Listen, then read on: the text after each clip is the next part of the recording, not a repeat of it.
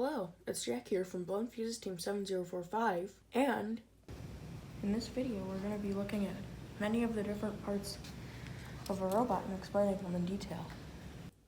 First, we're going to look at a major feature of the modularity of our robot and some of the challenges that changed our robot based off of the situation of this past year.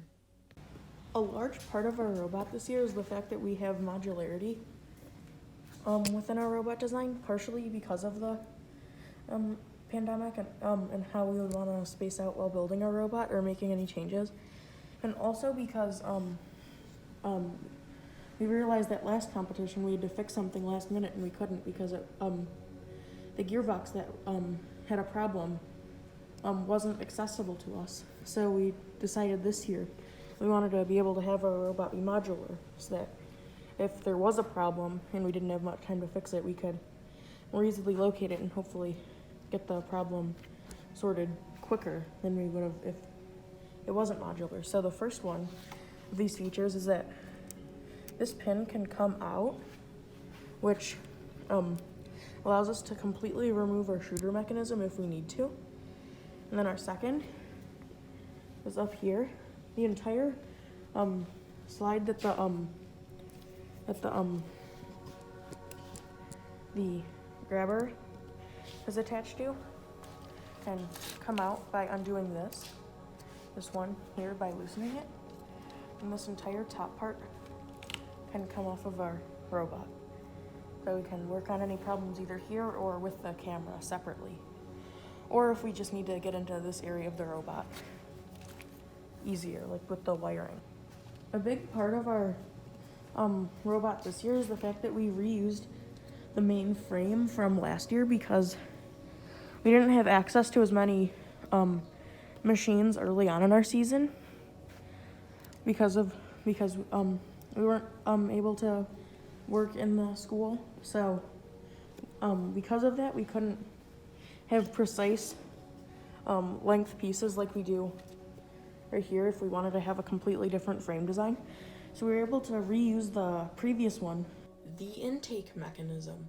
First, I'm going to start at the back of the robot where the rings initially come into our robot, and when these wheels start spinning, this automatically comes down.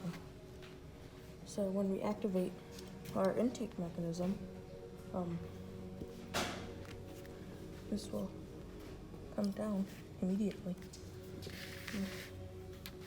As you can see, when we turn this on, the wheels will push the ring all the way through our intake mechanism, which has gone through many different prototypes and redesigns, which have incorporated these zip ties, the tape on there, and then this lid of a printer. That lid that keeps the rings pushed down against the rollers was originally from a printer that we took apart. With our intake mechanism, our robot has a lot of chains, which help us control with the motor which direction the intake needs to turn. So you can see it come through there. The shooter mechanism. So as we make our way up through there, we come to our shooter mechanism, which starts over here. When through the intake mechanism, our rings come into a hopper that we've made, and that can hold all 3 rings that our robot is allowed to at a single time. And there's a little finger on a servo that when we are ready to shoot and our shooter is rolling, this little finger will push the ring along, and then it will shoot out of here very fast and go into the hopefully the top slot of the goal. And then this has also been through a lot of prototypes and redesigns over the past few months. Recently with our shooter mechanism, after our first virtual competition, we realized that we weren't able to score that much because we had to go back and forth a lot to score from a certain length away from the goal. So we ended up changing the height and the angle of our shooter so that we could shoot from the from closer up, so we didn't have to travel as much distance. Our wobble goal grabber claw mechanism. Right here we have our wobble goal grabber mechanism, which is the last major feature of our robot that we built, which uses these claws, which will grab onto the wobble goal. And when we are ready, that arm right there on that servo will come up and lift it over. Now normally the wobble goal doesn't fall out of there because using the servo, the claws are gripped more tightly around the wobble goal, but once it is on the ground where we want it, we can pull the claw back out. And through our pulling mechanism, once we move a little bit away from the wobble goal,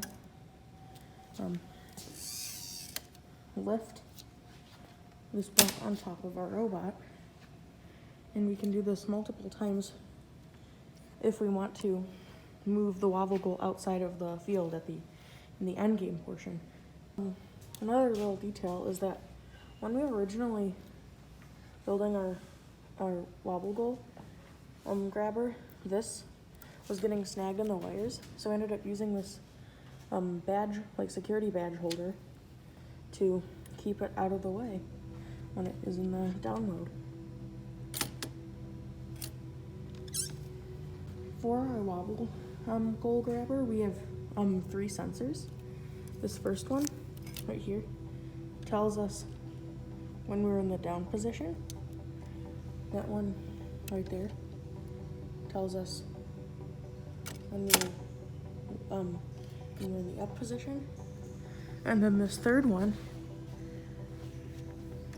around here tells us, depending on the rotation of this, how far out the wobble goal grabber is. So with the claw, this went through multiple different designs because when it was resting here originally, it was 19 millimeters too tall for the maximum height that a robot can be. So what we had to do was create 3D printed pieces to lower it down. And then we also had to redo the design of the claw because it was too tall, and it also, the claw pieces broke a few times.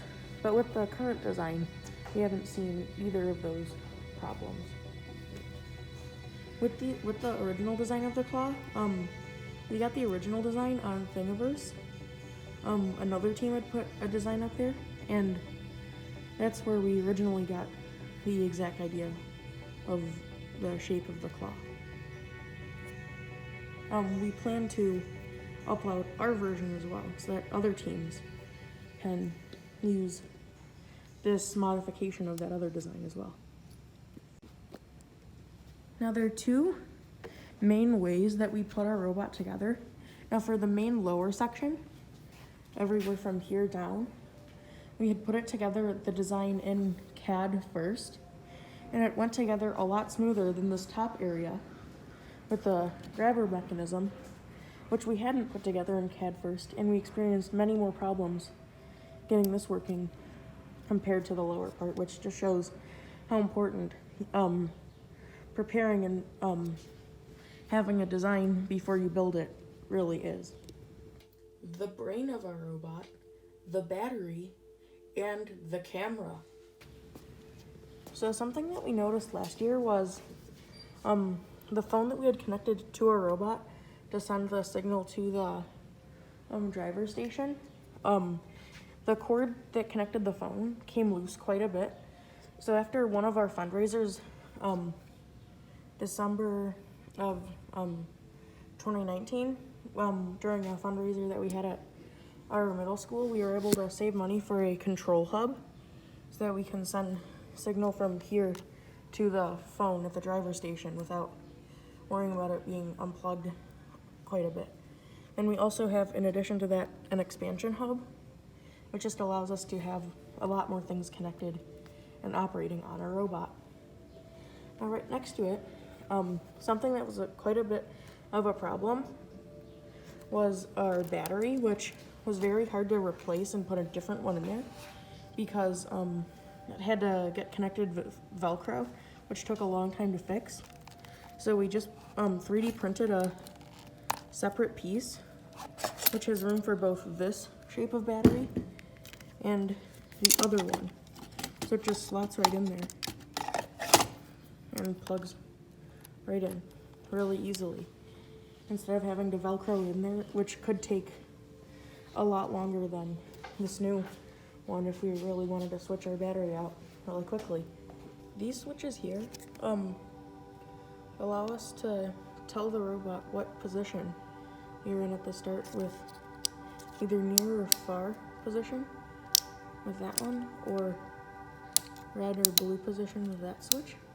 Now, when the robot is on, that also activates either the red or blue light to, if we were in a normal in-person competition, we could, I would let them know what position we were in.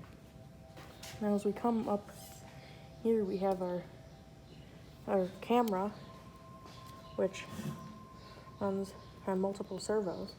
It can look in any direction to detect a few things like our distance away from any object in front of us and how many rings are on the field at the start, depending on what number we roll. Over here with our camera, we have a 3D printed piece to hold this Microsoft camera onto the Rev Robotics servo horn. And we plan to upload this to Thingiverse as well, so that if there are any other people out there who are using this type of camera and want to be able to mount it to something, it would be easy for them to do it as well. The wheel mechanisms. When we come down here to one of the earliest things that we worked on in the season, the wheels, because we realized that last year our wheels were pretty slow and we wanted them to be faster, so we used the ultraplanetary rev motors to increase the speed that our Mecanum wheels go at. So we, with these Mecanum wheels, we were able to strafe sideways easily. And you might also see that right here we have these odometry wheels, 3 of them, and they run off of Omni wheels that are inside of them, which allows us to track movement in both directions. Some custom-made 3D printed parts. So these blue 3D printed pieces that you see around the robot, we 3D printed those specifically to hold wires down to specific rev extrusions without having to use zip ties on those parts, because it's a lot easier to, for example, take one off, just take one off if we need to move a wire, then cut a zip tie, and then these are also reusable even though we have so many zip ties. But they're just pretty useful for